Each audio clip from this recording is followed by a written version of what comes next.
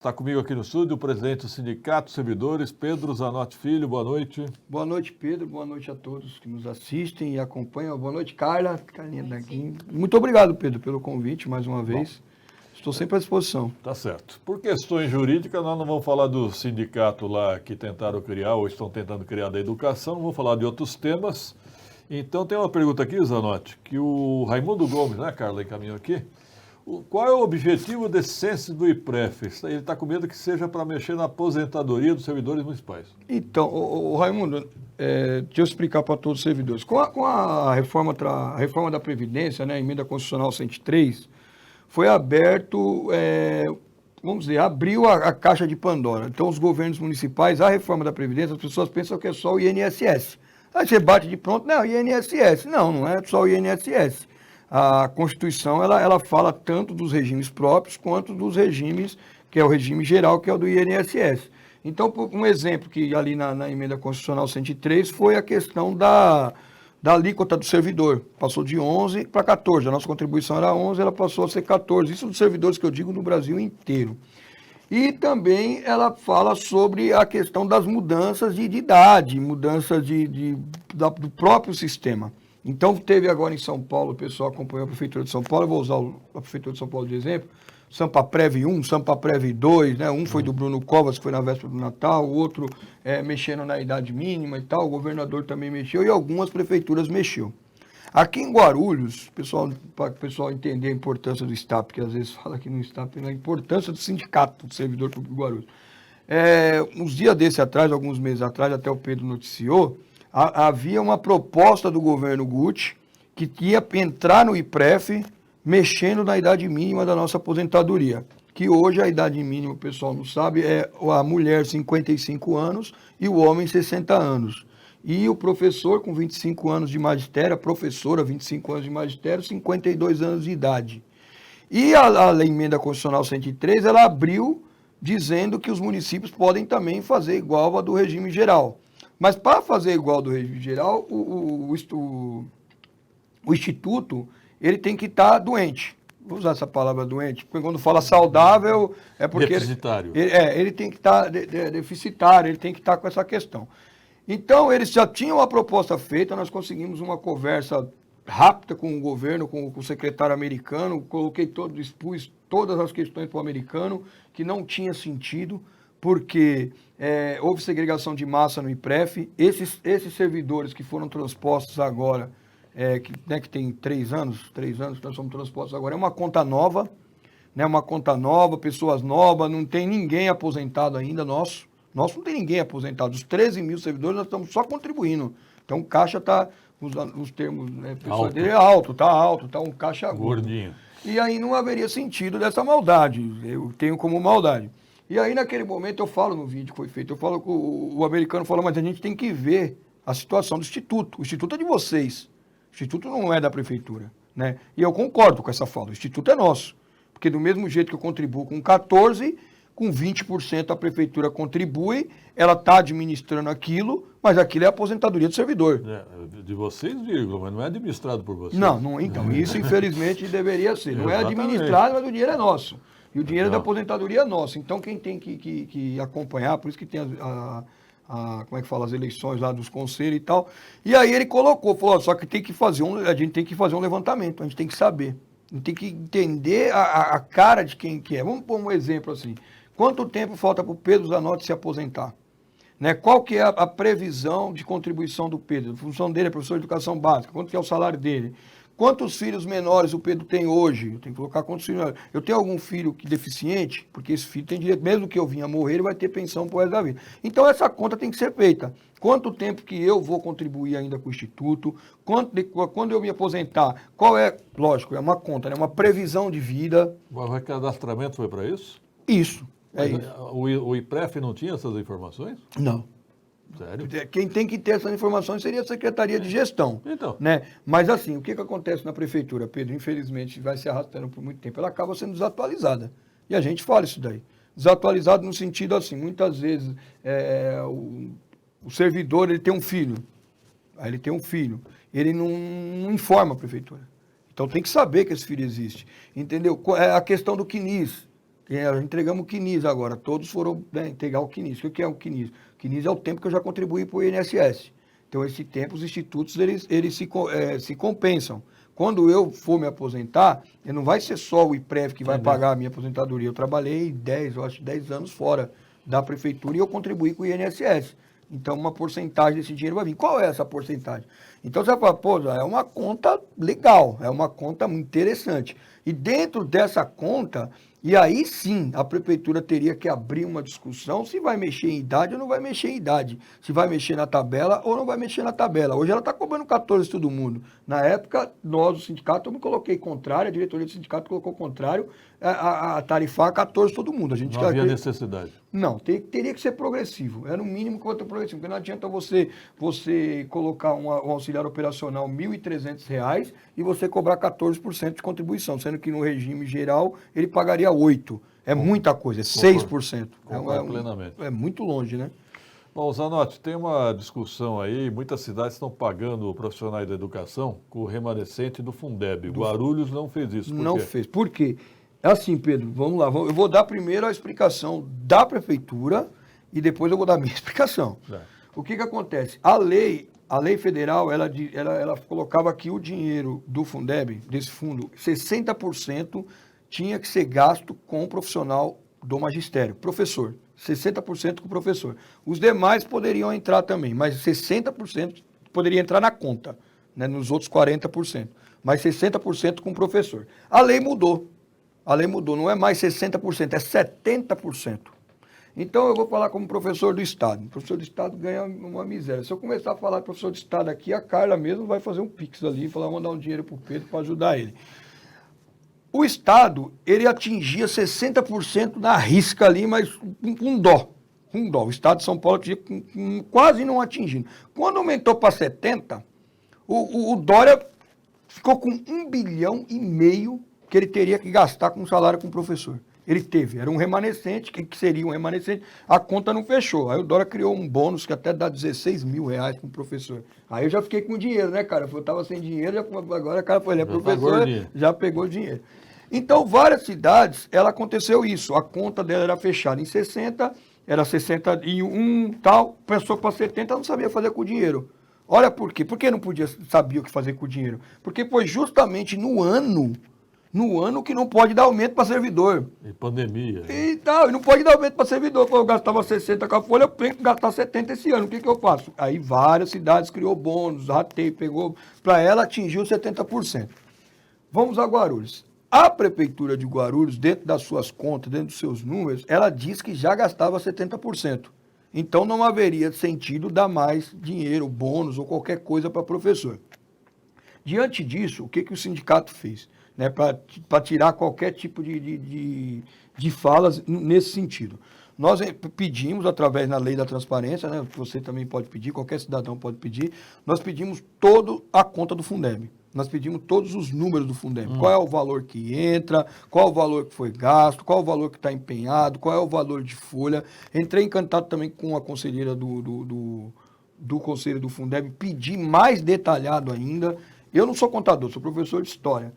Mas o que o sindicato? Nós já recebemos a resposta da prefeitura. Agora eu estou pegando esse material dessa conselheira, mais um material que a prefeitura mandou para o Tribunal de Contas do Estado. Tendo todas essas informações, nós vamos levar um contador, nós já estamos procurando uma pessoa habilitada para isso, para que ela realmente auditar a conta da prefeitura. Lógico que nós não vamos ter acesso, Pedro, uma professora perguntou para mim assim, mas nessa conta da prefeitura pode estar escrito assim, comprou 20 mil computadores, né? O contador nosso, ele que nós viemos contratar o escritório, ele não tem acesso a isso, se realmente esse computador existe ou não. Uma auditoria é feita nos números que são apresentados. Lógico, se nós identificarmos qualquer número estranho, né, vamos supor aí, sei lá, colocou aí um dinheiro, construção de 50 unidades escolares. Não tem, igual eu sei. Você sabe, a Carla sabe, o Guarulhos sabe que não foi feito 50 escolas. Tendo esses números, essas divergências muito assim, que o sindicato identificar, aí a gente vai procurar os meios corretos. Justiça, Ministério Público, Câmara dos Vereadores, que é responsável pela fiscalização do erário. Os vereadores estão meio que fora do assunto, mas você vê, nós temos uma comissão de educação na Câmara Municipal. Aqui em Guarulhos tem muita cascata, viu? Eu me lembro que o prefeito Guti, quando assumiu a prefeitura em 2017, alegou que encontrou a prefeitura com uma dívida de 4 bilhões de reais. Lembra disso?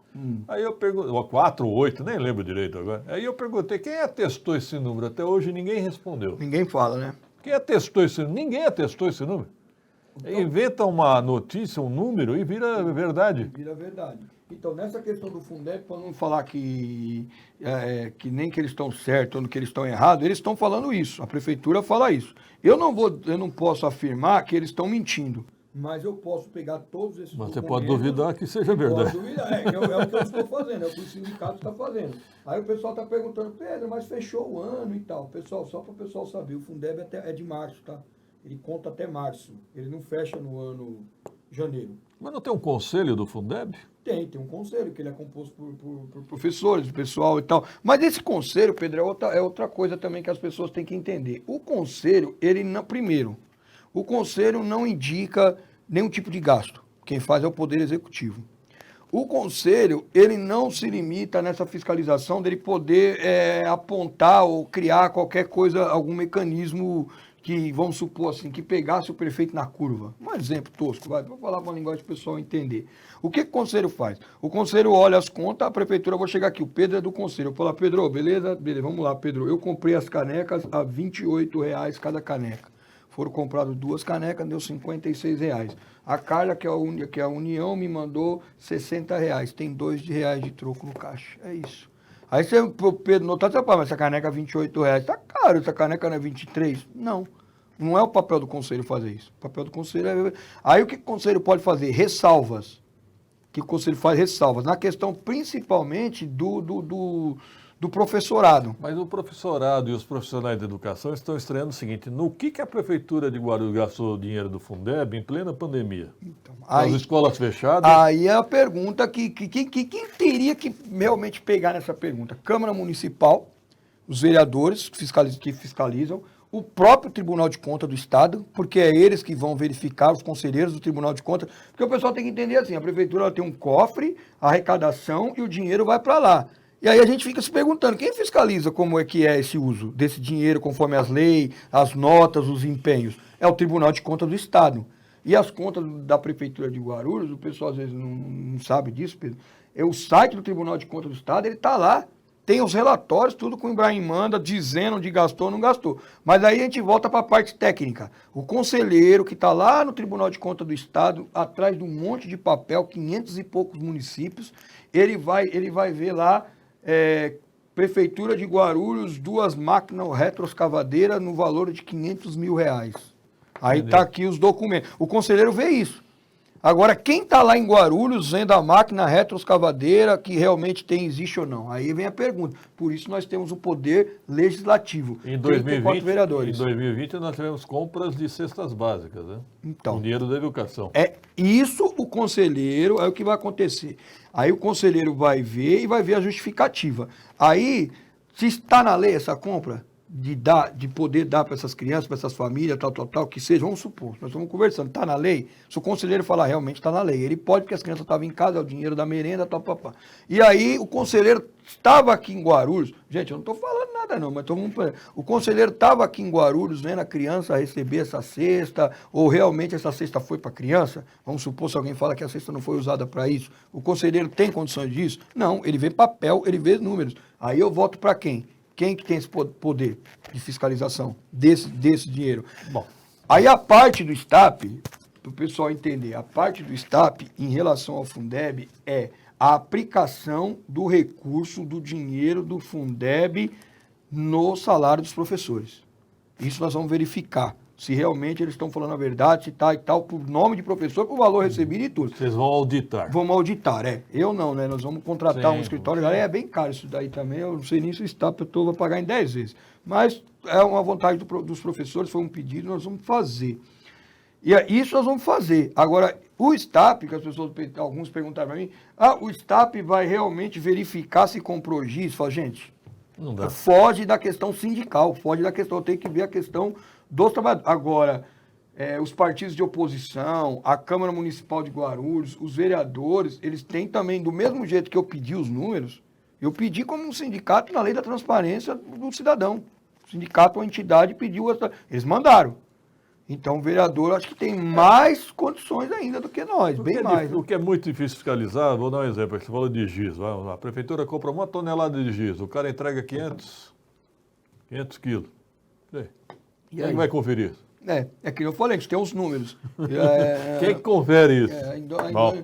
Ô Zanotti, o pessoal está reclamando de uma empresa chamada Seal, que absorveu mão de obra da ProGuaru e não está pagando, pelo que estou falando. Então, Pedro, até triste que eu vou falar, é que as empresas que entraram agora nesse lugar, nós não temos a representação. Não é o STAP, eles têm sindicato instituído na cidade, se puder até Qual fazer seria? o convite. Ciemaco. Limpeza? Fianceio, próprio, jardinagem, varrição de rua. Conhece a pessoa? Conheço, presidente é o Jonathan. Me Presidente apresenta, é o por favor. dono. Fica na rua Caraguatatuba.